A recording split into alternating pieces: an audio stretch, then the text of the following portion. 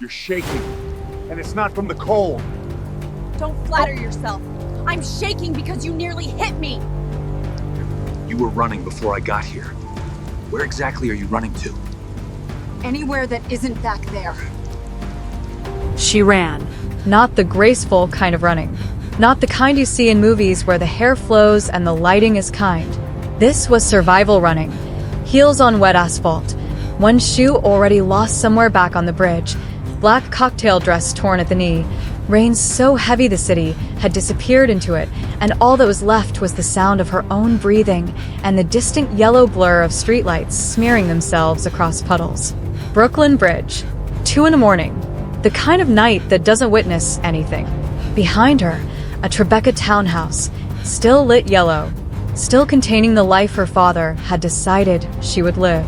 Don Dante Ferrara's ring sitting on the coffee table like a small and terrible verdict. Her mother's voice still in her ears. It's a good match, Arya. Stop being difficult. As if 29 years of being invisible had made her difficult. As if watching her sister collect every proud look, every tender word, every extra helping at Sunday dinner while Arya sat 2 chairs down and learned to need nothing.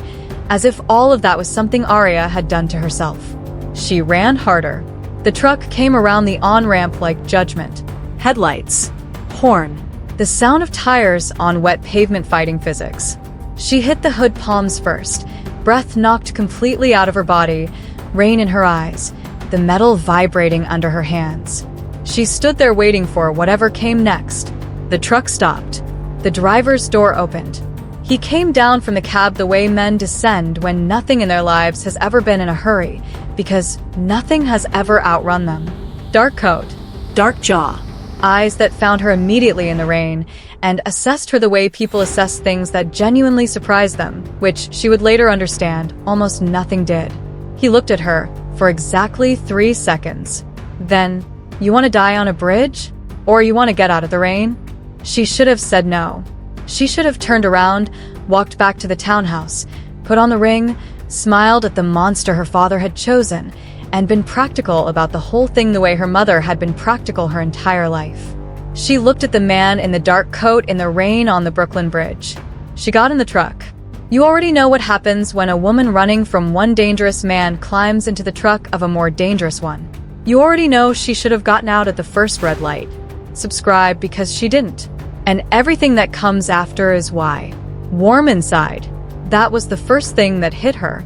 Warm and quiet and smelling of cedar and expensive leather and something else she couldn't name yet. Something that lived underneath all the surfaces like a warning she wasn't ready to hear. He pulled back onto the bridge without asking where she was going. She sat in the passenger seat with her ruined dress and her one remaining heel and her pride, which was the only thing she had left, and looked out the rain-streaked window at the city dissolving past. You're not going to ask. She said it to the window. Ask what? Where I'm going? What happened? Why I was running? He was quiet for a moment. Just the rain and the road, and the opera playing so low on the stereo, she almost thought she'd imagined it. Everyone running at 2 a.m. is running from something they should have left sooner, he said. I don't need the story. That landed somewhere behind her ribs and stayed there. His phone lit up on the console. He let it ring. It lit up again. And again. On the 4th call, he answered, Italian, rapid and clipped, the kind of Italian spoken by people who use it for business rather than sentiment. Non adesso. Domani. Fai tu. Not now. Tomorrow. Handle it. She understood every word. She had minored in Italian in college, a private defiance in a household where her mother considered languages a vanity for people who needed to impress. She said nothing about understanding, filed it away instead. She had spent her entire life in a house full of secrets. She knew how to hold things. When he hung up, he glanced at her. Checking, she realized whether she'd understood. She looked back out the window. Something shifted in his jaw. Just barely. Like a door that didn't open but registered the knock. The truck rolled to a stop outside a gutted warehouse in Greenpoint, Brooklyn. Construction lights glowed through industrial plastic sheeting. The rain had softened to something persistent and cold. 2 men in dark coats stood at the entrance. They straightened when they saw him. Not the way workers straighten for supervisor. The way people straighten when the person who determines whether they live comfortably or don't has just appeared. The posture was involuntary, the body's knowledge running ahead of the performance. He said 2 words to them. They dissolved into the shadows without a sound. Arya stood in the drizzle outside that warehouse and felt, with the clarity of a woman who has always paid close attention to rooms and the people in them, that she had made a mistake. Or possibly the opposite of a mistake. The two things felt remarkably similar from the inside. She followed him in. There was an espresso machine in the construction trailer that had absolutely no business being there. Italian, commercial grade, the kind you find in restaurants that take themselves seriously. He used it like he used everything, with complete economy of motion, no wasted gesture, no explanation offered. He put a cup in front of her. She drank it. "You own things," she said. It wasn't a question. She'd been adding it up. The men, the silence that followed him, the way the warehouse felt like a room waiting for permission to exist. Not construction. Construction is part of it. What's the rest? He looked at her over the rim of his cup. Near black eyes, completely still. "The rest," he said, "is none of your business. You picked me up off a bridge. That doesn't entitle you to my portfolio." Something almost happened in his face. Not a smile. Something older and more reluctant than a smile. She told him the shape of her night without telling him the details. The family, the man they'd chosen, the ring she hadn't touched. She kept it flat, stripped of drama, because she had never in her life performed her pain for an audience, and she wasn't starting now. He listened the way he drove. Completely. Without urgency. Without offering sympathy she hadn't asked for. Then, quietly, "The man they chose. Did he hurt you?" She said, "Not yet." He went still, both hands flat on the metal table. And she watched something move through him. Cold, contained, precise. The way a dam holds water not by fighting it but by simply refusing to move. He didn't say anything else about it. He didn't have to.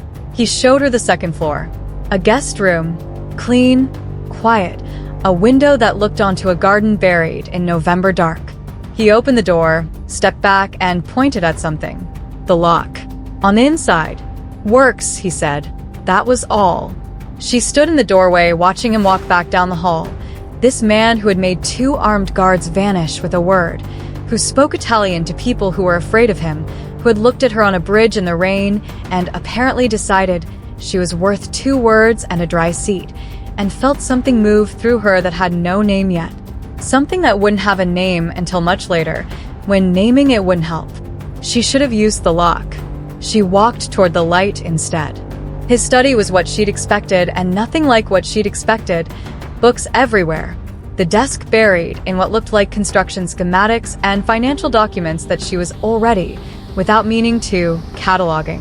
He sat behind it with his jacket off and his sleeves rolled to his elbows and looked up when she appeared in the doorway with the complete unsurprise of a man who had calculated most things in advance.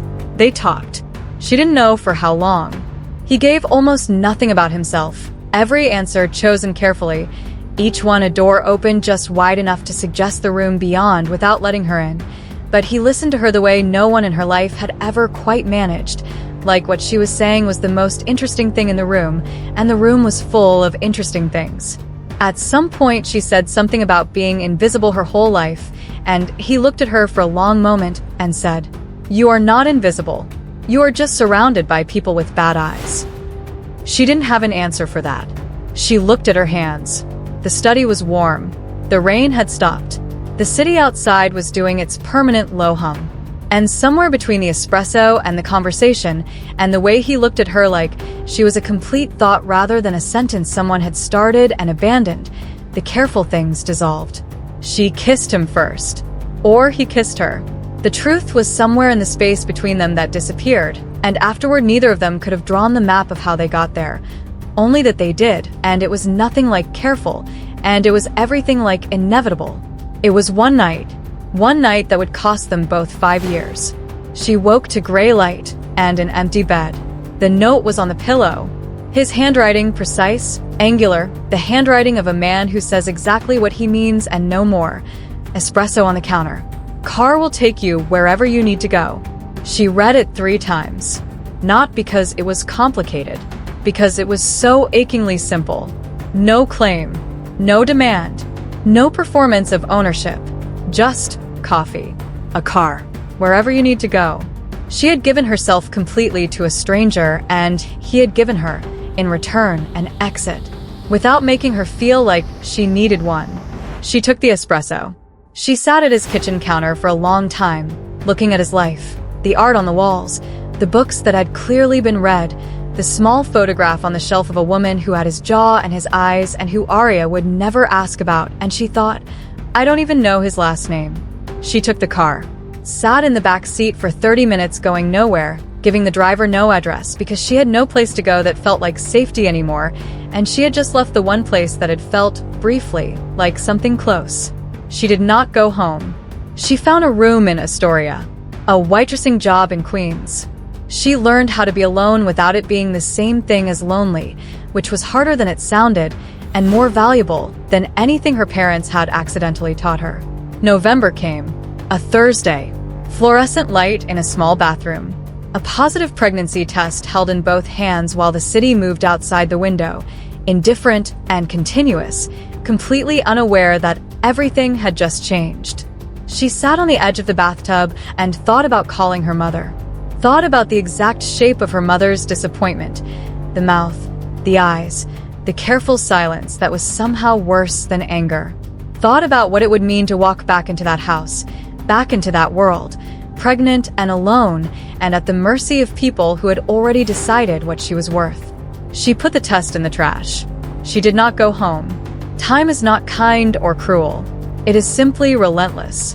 It passes, and it builds things, and it changes the shape of what you thought you knew. The apartment in Hoboken was small and real and hers. Child's drawings on the refrigerator.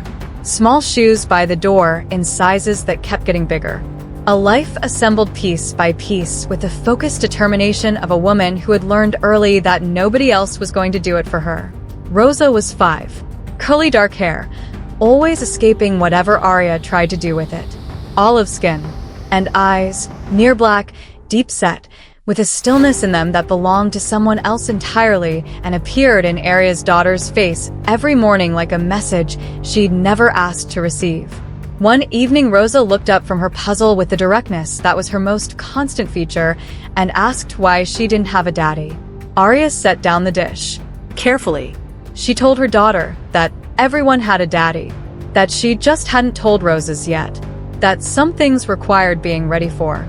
Are you ready now? Rosa asked. Arya looked at the stack of bills, at the lawyer's letter from her father that had arrived that week, at the window and the dark street beyond it, and her own reflection doing the thing it did lately. Asking her questions, she kept deflecting. I'm working on it, she said. Rosa nodded. Went back to her puzzle. Completely satisfied with that answer because she trusted her mother completely, and that trust was the most terrifying thing Arya had ever been handed. Connie Holdings was bleeding out. She'd known it was coming. The letter from the lawyer had been full of the kind of careful financial language that companies use when they are trying to describe catastrophe in a way that sounds manageable. She'd read between the lines because she had always been able to read between lines. It was, her father had always implied with faint embarrassment, the most useful thing about her. He called 4 times. Her mother called twice. Then a number she didn't recognize. She answered the unknown number last. Her father's voice was smaller than she remembered. He needed her. Her head for numbers, her ability to see inside a balance sheet and understand what was actually broken versus what just looked broken. Would she come home? Would she please come home? 29 years of being the invisible daughter. And now, her usefulness. Not her heart. Not her presence. Her skill. She almost laughed. I'll come, she told him. On my terms. Not yours. Not Ferrara's. Mine. The pause lasted long enough to tell her he didn't like it. Fine, he said. She knew it wasn't fine. She went anyway. Before she went back, she made one call. Piero, her father's former assistant, retired now, always quietly fond of the Connie daughter who asked questions when everyone else performed contentment. He confirmed what she'd feared about Ferrara. Still in play, her father had paid him barely. Long memory. 2 of his men had been looking for her intermittently for years. Then she asked about Giovanni Valentino. The pause on the phone lasted 4 full seconds. "Aria," Piero said. "What do you know about Giovanni Valentino?" "I met him. Once. 5 years ago." Another pause. Longer. He told her everything. The family. The territory. 7 years as Don of the most powerful crime family in New York. Half of Brooklyn, most of Lower Manhattan, enough city infrastructure in his pocket to qualify as a branch of government. The kind of man whose name, spoken in certain rooms, ended conversations. She sat down, looked at her daughter across the kitchen, fitting puzzle pieces together with absolute certainty, those black eyes focused and calm. "Caso," she whispered. She started packing anyway. Her mother opened the Tribeca townhouse door before Aria had finished climbing the steps. Elena Connie was 61. Elegant in the way that things get elegant when they've been kept under pressure for decades. Hard, precise, permanently composed. She looked at her oldest daughter, then at the child on her hip. Something moved across her face and was immediately controlled. "You brought a child. Her name is Rosa. She's 5. You're her grandmother." Aria said it the way you say facts, not to wound, just because they were true, and she was done softening true things. The conversation about her father happens inside. Her mother stepped back. That, in its own small way, was already more than Aria had expected.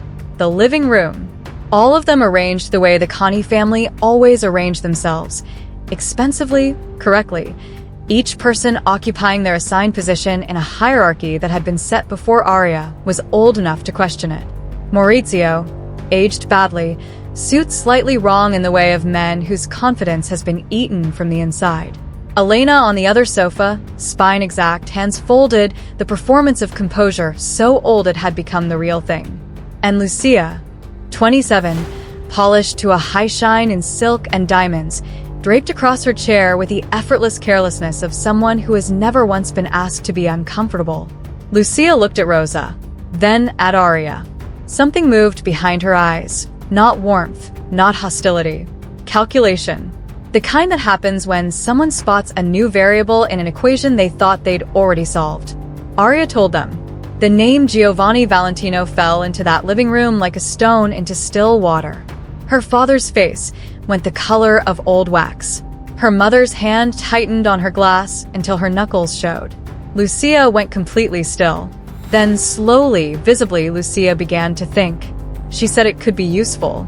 That if Aria approached him correctly, if the child created a formal connection between the families, the Connie name would carry Valentino protection. Ferrara would back off. The company would survive.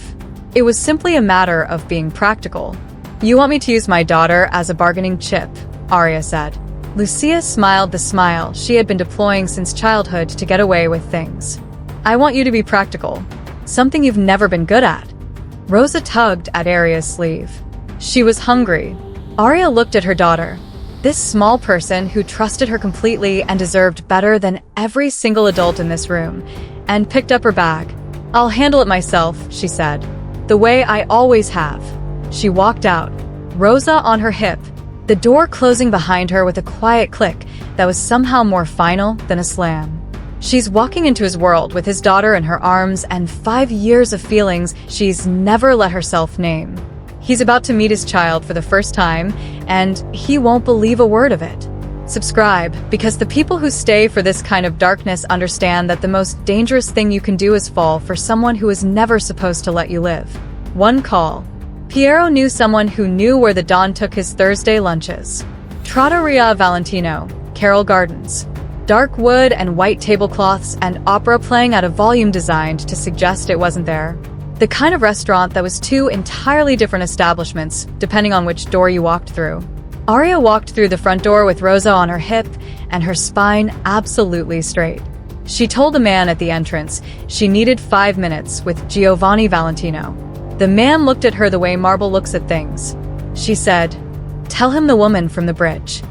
He disappeared, came back in 2 minutes. Led her to the back. He was there, older than the version she'd been carrying in the back of her mind. Stiller. The way certain things get stiller as they get more powerful. The way deep water is stiller than shallow. Dark suit. Dark eyes. 3 men around him who stopped talking the instant she appeared. The way sound stops when something changes the pressure in a room. His eyes found her. Then they found Rosa. Something crossed his face. She had spent 5 years trying to forget the exact architecture of his expressions, and she caught it anyway. A fracture, running hairline thin through the stone. Gone in a second, but she had seen it. He dismissed the 3 men with one gesture. They were gone before she reached the table. Rosa looked at him across the white tablecloth with the complete, weaponized directness of a child who hasn't yet learned to perform indifference. "You have eyes like mine," she said. The room went very quiet. Giovanni looked at the child. At Arya. Back at the child. "Sit down," he said. He was controlled about it. No raised voice, no accusation, no performance of anger. He simply looked at her across the table while Rosa worked through a plate of almond cookies and told her he would need proof. "I expected that," she said. "You're not offended. I've had 5 years to decide how I'd feel about this moment. Offended wasn't the one I landed on." Something moved in his eyes. Not warmth yet, but the thing that comes before warmth in people who have learned to be careful with it. His consigliere appeared. Nico, younger, easier smile, eyes doing rapid and thorough calculations behind it. He looked at Rosa for a full 3 seconds. Then he looked at Giovanni and said, very quietly, "She has your nose." "Arrange the test," Giovanni said. Nico looked at Arya before he left. He asked, low enough that Rosa couldn't hear, if she understood what she had walked into by coming here. She said she understood. He studied her for a moment with something that might have been respect. Told her 48 hours. A hotel suite 2 blocks from the Valentino brownstone. Giovanni's arrangement. Made without discussion. She didn't fight it. The logic was clear, and the alternative was her parents' house, which was not an option she was willing to consider for her daughter's safety or her own sanity. Those 48 hours were the longest of her life. She sat by the window and watched the street below and thought about all the versions of this moment she'd imagined over 5 years. The anger she'd expected from him, the denial, the possibility that he would simply refuse to acknowledge it, and she would have to decide what to do with that. She had prepared for all of those. She had not prepared for the way he'd looked at Rosa, for the fracture she'd seen before he closed it up again. Rosa drew pictures. She drew New York from memory. Pigeons, bridges, tall buildings slightly too wide at the top. One evening she held up a drawing of a man with dark curly hair and black eyes, labeled in careful kindergarten printing across the bottom. "My daddy." She told her mother. She didn't know his face yet, so she'd guessed. She'd made it for her. Arya folded the drawing very carefully and put it in her coat pocket and did not cry, which was one of the harder things she had done in a life that had required a fair number of hard things. The envelope arrived in Giovanni's study on a Thursday morning. Nico put it on the desk and said nothing. The silence in the room was the kind that knows it's about to change. Giovanni opened it. Read the single page. Set it face down on the mahogany. He sat with it for a full minute. This man who made decisions that affected hundreds of lives without visibly registering the weight of them. He sat with this one page, and the room was completely still. Then he said, quietly to Nico, "Get her." She came alone. Rosa asleep at the hotel. She stood in his study and let him have the room. He said 5 years. She said yes. He said she had kept his daughter from him for 5 years, and she looked at him steadily and said she had kept Rosa safe, which was not the same thing and was also the only thing that had mattered. He asked safe from what? She told him the truth, that she had been afraid. Not of what he might do to Rosa, of what being close to him again would do to her. That she had found out who he was when Rosa was 2 months old, and she had looked at her daughter's black eyes every single day for 3 years and argued with herself, and been afraid, and been practical, and been everything except ready. The room was quiet for a long time after that. "I'm going to be very clear," he said. His voice had a different quality now, not the controlled boardroom quiet, but something rawer underneath it. "She is my daughter.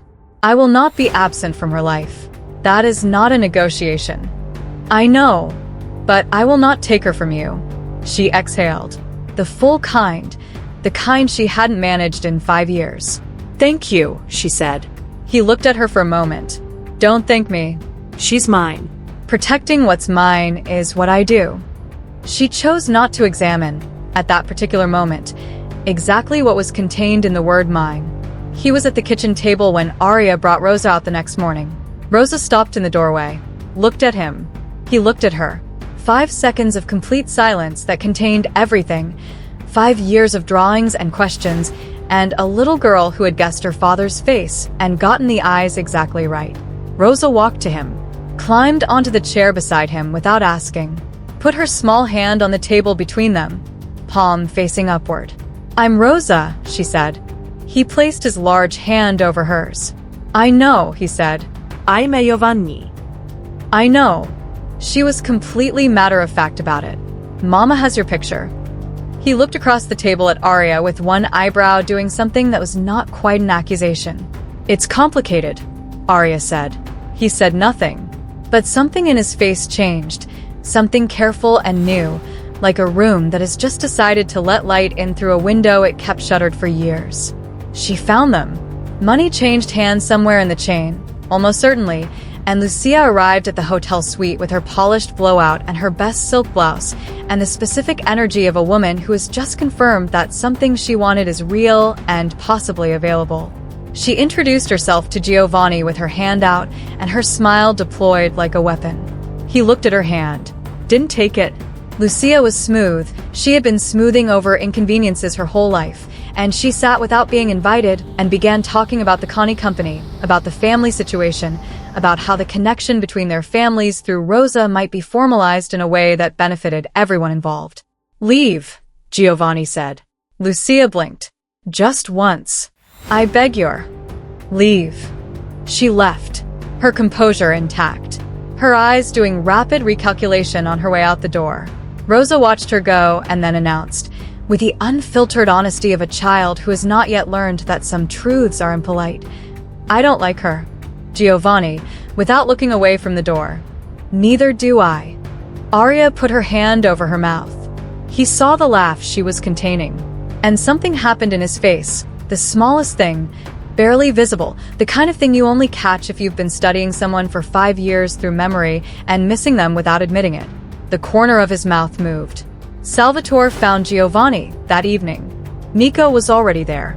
The look on Salvatore's face, this man who had processed half a century of violence without visible reaction, said everything before a word was spoken. Ferrara knew she was back. 2 of his men had been watching the hotel. Giovanni moved them to the house that night. Arya pushed back. She stood in the hotel room with her arms folded and told him the difference between protection and possession, and he stood in the doorway and told her those things were not mutually exclusive, and she said, I know. That's what worries me. And for a moment they just looked at each other, the space between them full of everything they hadn't said yet. Then he told her one thing, quietly, finally. He would not trap her. That was a promise, but he would keep her alive. And that was not a promise. That was simply what was going to happen, and she could participate in it or argue with it, but the outcome would be the same. She looked at Rosa asleep in the hotel bed. She went. Carroll Gardens. The brownstone. 5 years folded back on themselves like a map retracing a route you told yourself you'd never take again. He showed her the guest room without ceremony. The same room. Same lock on the inside of the door. Neither of them said anything about it, but the silence said everything. Rosa went straight to the garden and began a full inventory of every plant she could find, because Rosa's response to arriving somewhere new was to immediately claim ownership of everything interesting in it. She had, Arya thought, gotten that from her father. 3 hours into the Connie financial records at his kitchen table, the documents her father had sent over with a particular hope of a man handing his capable daughter a problem he couldn't solve himself, and the picture assembled itself with the cold clarity of a jigsaw puzzle that you wish you hadn't finished. Her father had been laundering Ferrara's money through Connie real estate for 4 years. That part she'd suspected. What she hadn't suspected was the rest of it. The way Ferrara had structured the arrangement so that he was skimming off his own operation, bleeding Connie Holdings from the inside, building leverage brick by brick until the company that was supposed to service his debts became the debt itself. Her father hadn't been robbed. He had been used. And he had let it happen because the alternative was admitting he didn't have the power he'd spent his life performing. Giovanni was across the table working his own papers. She told him what she'd found without preamble. He listened, set down his pen. He knew, Giovanni said. What he was doing, what it would cost. He made those choices. I know. He sold you to Ferrara as part of that arrangement. I need you to understand that clearly, not as a story you've half told yourself, as a fact. She looked at him steadily. I have always known what I was worth to my father. I've known since I was old enough to count the ways I came second. He looked at her for a long moment. Then, quietly, he was wrong. She held his eyes. For what it's worth. It was worth more than he knew. She didn't tell him that. She turned back to the screen. But she held on to it quietly, the way you hold things that are too important to examine in the moment. Nico brought his wife Camilla. Warm, dark-eyed, sharp in the way of women who have learned to read rooms quickly and have made peace with the rooms they're in. She took one look at Arya across the kitchen table, and the decision was clearly made immediately and without reservation. Rosa decided Nico was hilarious. Nico was delighted by this and leaned completely into it. Camilla watched Giovanni watching his daughter with the expression of someone witnessing a significant historical event. The gravy had been made that morning.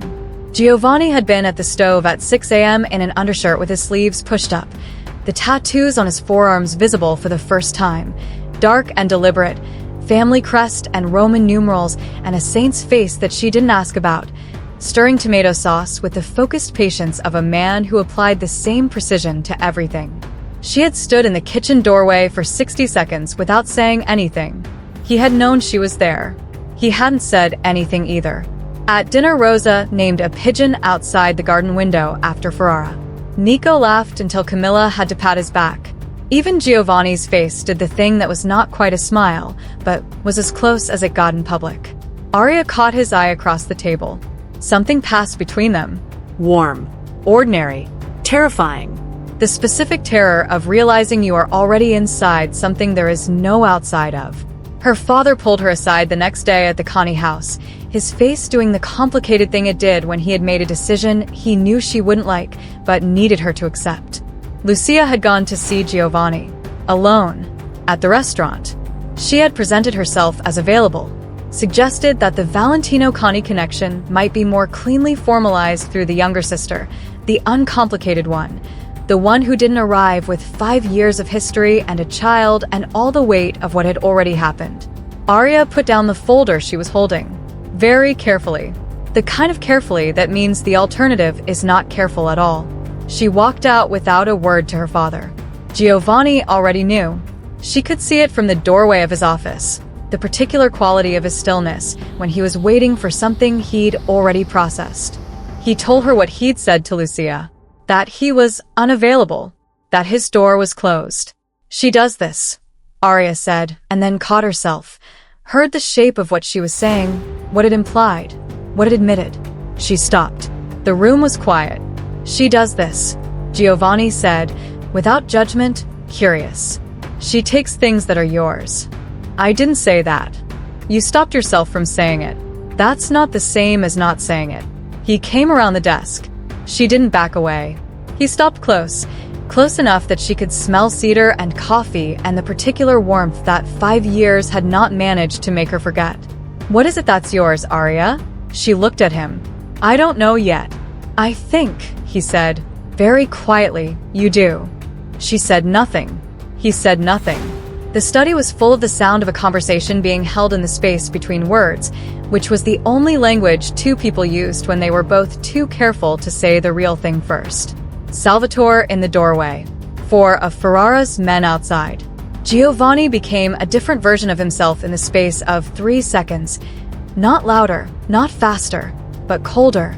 The warmth that had been building in the room receding the way warmth recedes from a window in winter. He told Arya to take Rosa to the 3rd floor and not open any door unless Nico said so. He said it once. She took Rosa upstairs. He went to the front steps. For men on the sidewalk below, one of them carrying Ferrara's message in his careful voice. The Connie woman had been contracted, the contract unfulfilled. The Don was willing to renegotiate. One conversation, her presence only, nothing physical. Giovanni stood on his steps in the rain and looked down at them and said what he had to say once, and at a volume that required them to pay close attention. Valentino territory. The woman under Valentino protection. The child, Valentino blood. Any further approach treated as a declaration. The men left. Nico said, "That's not over." Giovanni told him to set a meeting with Ferrara, not to negotiate, to end it. He came upstairs. Rosa was asleep. Aria was at the window. The city below, November dark, the kind of evening that makes everything feel both enormous and very small. She turned when she heard him. She told him she was afraid. Not of Ferrara. Of this. Of feeling this. Of the specific terrifying warmth of feeling something she had spent 5 years methodically not feeling for a man she had no business feeling it for. She said she was very tired of not feeling it. He crossed the room, stopped close.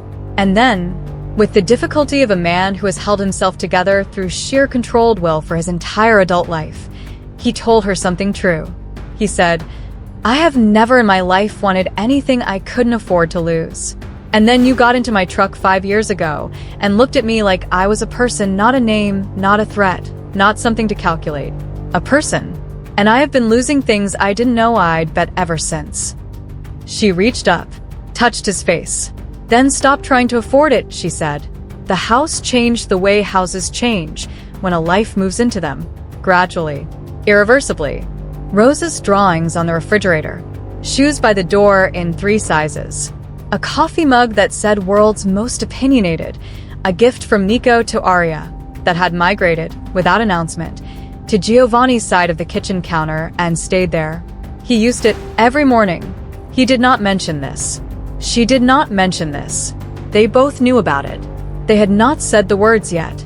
But they had done everything else. The shared dinners, the evenings in the garden when Rosa was asleep, the way he asked her opinion on things and then actually used it, the way she had quietly stopped giving drivers addresses that weren't this house. She told herself she was fine with the wordlessness of it. She was not, in fact, fine with it.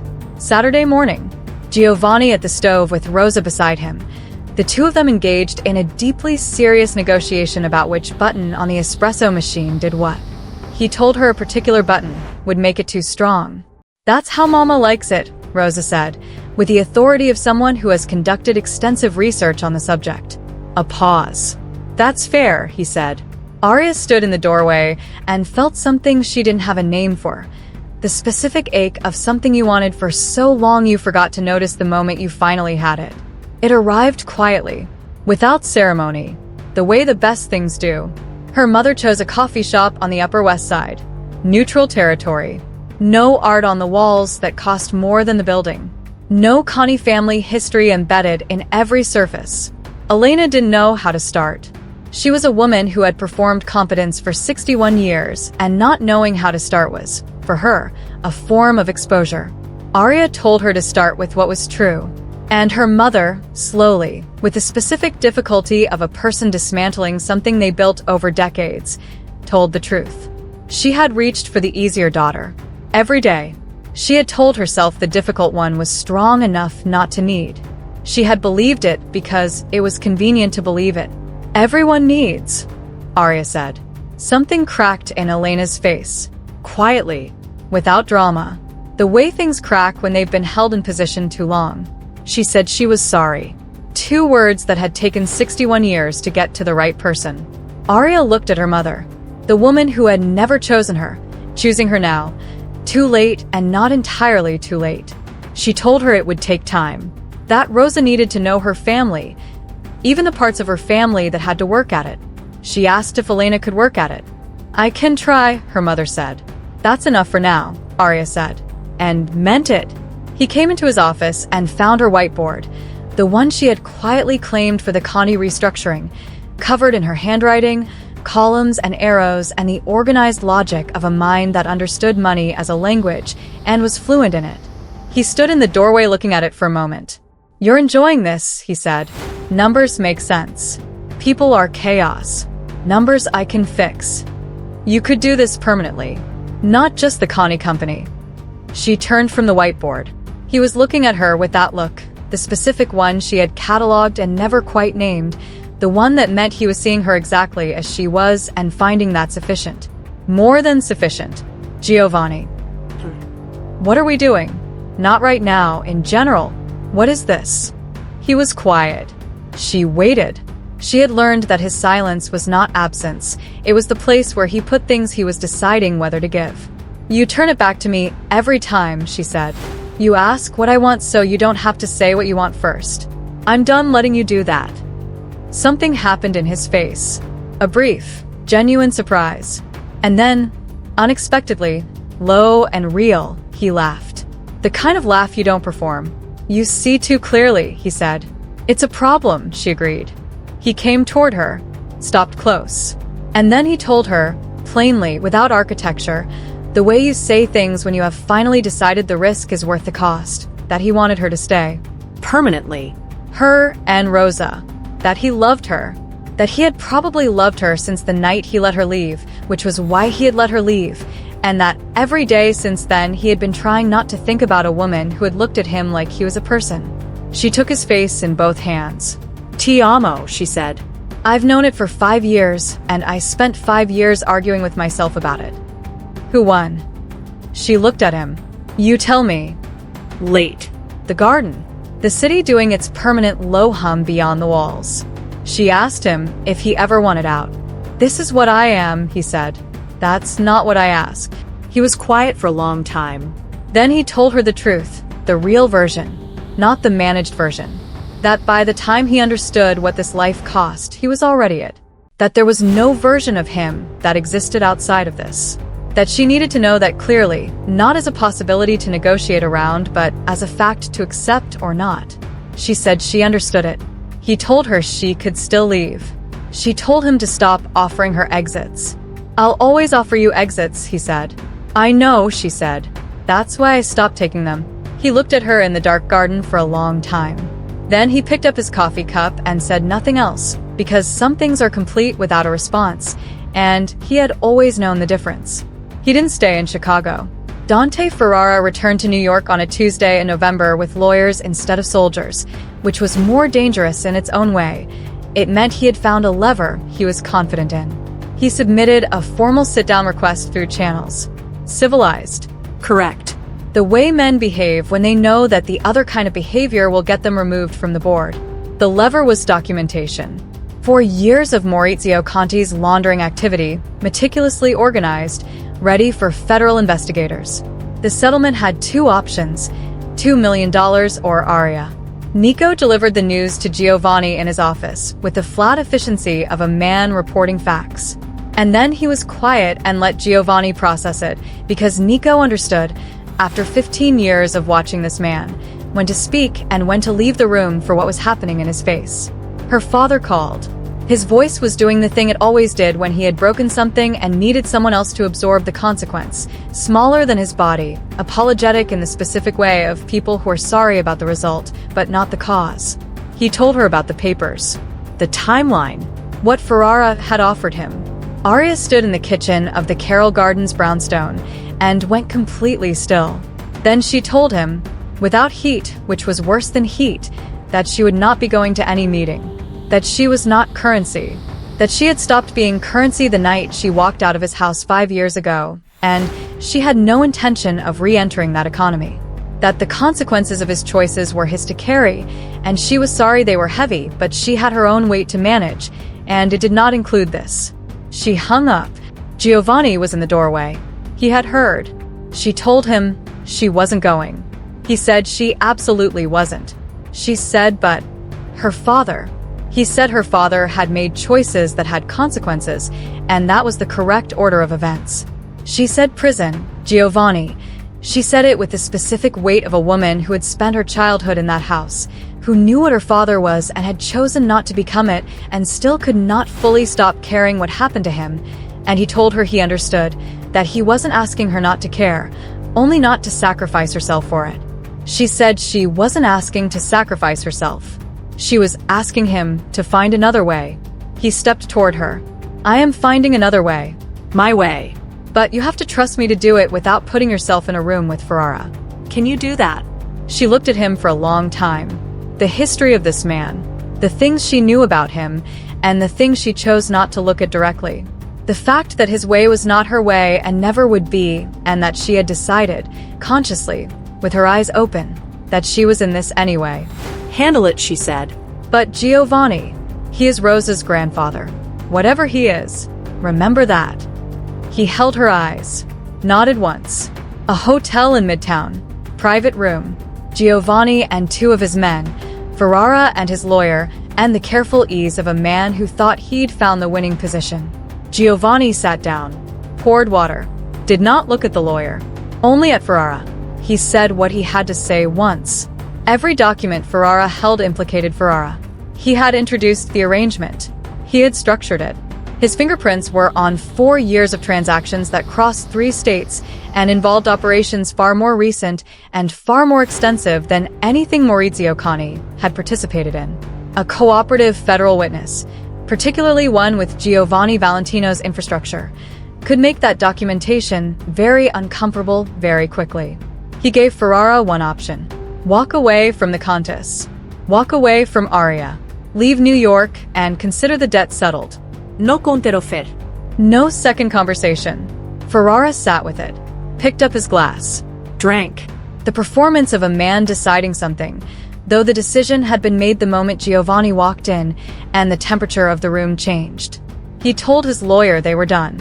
He left New York the following morning. No ceremony. No declaration. Just gone.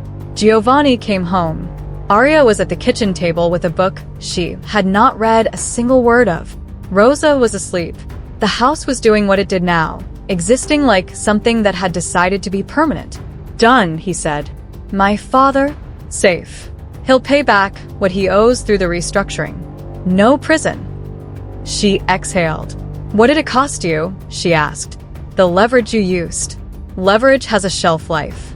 This was the right use of it. You spent it for him. I spent it for you. He said it simply, without decoration. I want you to know that. Not so you feel obligated. Just so you know that I would spend everything I have for you. She stood up, came around the table. He stayed seated, looking up at her, which he almost never did, and she felt the significance of that in some place below thought. She took his face in her hands. He closed his eyes briefly, like a man finally putting something down that had been very heavy. Ask me, she said. It's not. It's exactly the right time. Ask me. A long silence.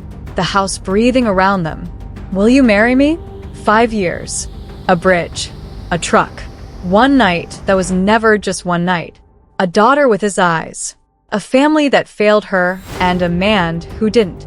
The cost of this love, the weight of it, the permanent, irreversible fact of it. Yes, she said. He produced it from a safe in his office. His grandmother's ring, platinum worn smooth at the edges from decades of living, a small diamond that caught light without demanding attention. He'd kept it for 30 years with no plan for it. It had waited. He got on one knee in the kitchen. Rosa stood to the side with her arms folded across her chest in the posture of a quality control inspector who's been waiting to see if this would be done correctly and is reserving judgment. He asked again. Properly. Aria laughed so hard she could barely breathe, which was not the response he'd anticipated, and he looked up at her from the kitchen floor with an expression of dignified patience that made her laugh harder. She said yes. Still laughing. Yes. He did it properly, Rosa announced to Nico on the phone approximately 4 minutes later, in the tone of someone filing a satisfactory report. She came once more, not unannounced this time. She called ahead, which was itself a kind of concession. She arrived with a box of their grandmother's photographs that their mother had sent by way of proxy apology. She and Aria stood in the hallway of the Carroll Gardens brownstone and looked at each other, the older sister and the younger one, the invisible and the favorite, the complicated and the polished, and for possibly the first time in their lives they did not perform for each other. Aria told her she wasn't casting her as the villain, that they had both become who their parents made them, just in different directions. Lucia stood very still. That was more generosity than she'd earned, and she knew it. Arya told her Rosa needed an aunt, that they would both have to work at it. She asked if Lucia could do that. Lucia looked at the house, at the evidence of a life built from nothing by a woman everyone had underestimated, and said she was willing. It was not a resolution. It was a beginning of a beginning. But Arya had learned, over the last year, that beginnings of beginnings were where everything worth having started. January. 6 degrees, and nobody cared. The garden was strung with white lights, bare winter branches turned into something almost ceremonial by the cold. Small white flowers at the gate. Stone path cleared of frost. The 6 people in the world that mattered most arranged in the space between the house and the winter garden. Arya walked the path alone. She had thought about asking her father. She had thought about it for a long time. And then she had decided that she had carried herself through 29 years and 1 bridge and 5 years alone and all the way back to this garden, and she could carry herself this last part too. Giovanni watched her come toward him, and whatever he kept behind his eyes, whatever he contained in the stillness and the silence, and the 42 years of being the man that rooms rearranged themselves around, all of it was visible for exactly the length of time it took her to walk from the gate to where he stood. He let her see it. For the first time, all of it. His vows were short because he had written them to contain only what was true and nothing decorative. He said he had been made of stone for 42 years, that she was the only person who had ever made that feel like a loss, that he would spend whatever time he had making it worthwhile that she came back. She said she had spent her whole life being too much for people who were supposed to want her, that he was the first person who had looked at all of it and stayed, that she was staying too. That it was everything she had, and it was enough. Rosa threw flower petals with both hands, and her face turned upward and pure joy written across every feature. The dark curly hair, the black eyes, the round cheeks, the exact midpoint between both of them. The proof of one night that was never just one night. Nico, in the back, was absolutely not crying. Camilla patted his arm without looking at him. He appreciated that. Spring arrived the way springs do, gradually and then all at once. The garden that had been bare and winter gray suddenly insisting on itself in green. Maurizio Cani came to Sunday dinners.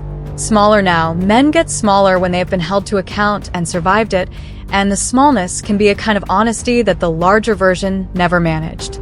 He was careful with Rosa, earnest with her in a way he had never quite managed with Arya.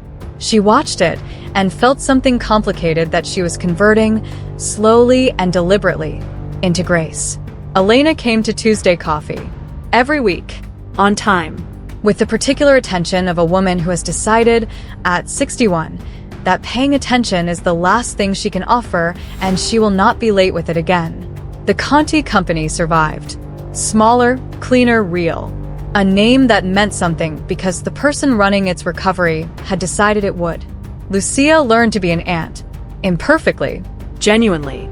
She arrived to Rosa's 6th birthday with an enormous inappropriate gift and stayed for 3 hours and left having been declared, by Rosa, in the official capacity of person whose opinion settled things, acceptable. Ferrara did not come back.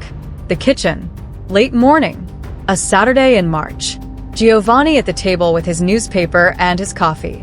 The world's most opinionated mug, which had been his for months now, fully and without acknowledgement.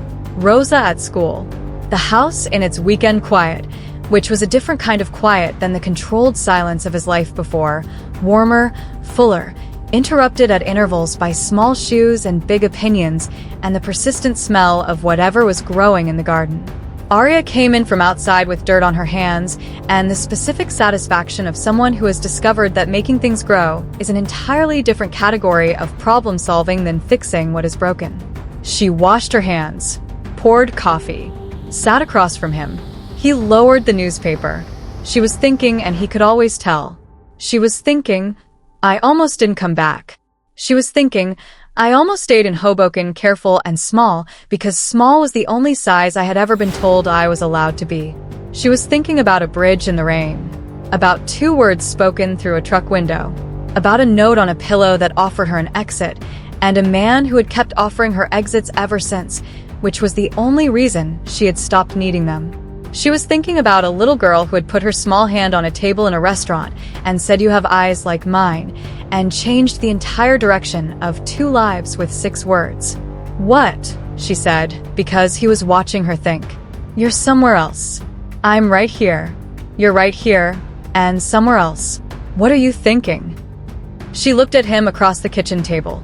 This man who is still dangerous, still not good in the ways the world used that word, still the thing that powerful people in this city moved around, and felt the warmth of him, the permanence of him, the specific and irreplaceable weight of a person who had seen all of her and found it not only sufficient but worth protecting. "I'm thinking," she said, "that I should have been afraid of you. You probably should have. I'm glad I wasn't." He reached across the table, took her hand. His thumb moved across the ring on her finger, his grandmother's ring, worn already from living, from a garden and a kitchen, and 5 years of a life that had finally become the right size. Outside, Brooklyn in the spring, the city doing its permanent relentless thing. The pigeons on the garden wall, one of them fat and unbothered, possibly named Ferrara, going about his business. Inside, coffee, a newspaper, dirt under her fingernails, a ring on her finger, the ordinary, specific, irreplaceable miracle of a life that had been chosen freely, not assigned, not sold, not managed into shape, but chosen. Every morning, by both of them, he said, "Ti amo." She said, "I know." Then, "Ti amo." He turned back to his newspaper. She took her coffee back to the garden. Brooklyn breathed outside the window. And that was all. And it was everything.